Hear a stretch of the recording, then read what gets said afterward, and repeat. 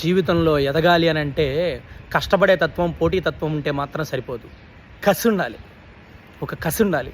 ఏ పనైనా కసితో చేయాలి. ఎన్నిసార్లు ఫెయిల్ అయినా సరే పట్టువేడని విక్రమార్కుడిలాగా దాన్ని సాధించాలి. సక్సెస్ సాధించేంత వరకు ఒక కసితో పోరాడాలి. అంతేగాని 2-3 సార్లు చేసేసి నా వల్ల కాలేదని వదిలిపెట్టాడు. ఏ విషయమైనా సరే, ఉద్యోగం అవ్వచ్చు, వ్యాపారం అవ్వచ్చు, మీరు ఒక ఆలోచన విధానం, మీ ఆలోచనని ఆచరణలో పెట్టే విధానంలో అవ్వచ్చు, ఎటువంటి చదువు విషయంలో అవ్వచ్చు, ఏ విషయంలోనైనా సరే కసితో చేయాలి. మీకు దేంట్లో ఇంట్రెస్ట్ ఉందో దాన్ని చేయండి. అమ్మా నాన్న చెప్పారు, ఫ్రెండ్స్ చెప్పారని మీకు ఇష్టం లేని దాన్ని చేసి ఫెయిల్ అవ్వకండి. మీకు దేంట్లో అయితే ఇంట్రెస్ట్ ఉందో అది చేయండి. చేసే పనిని కసిగా చేయండి. అప్పుడు సక్సెస్ వస్తుంది. అప్పుడు సక్సెస్ సాధించగలుగుతారు.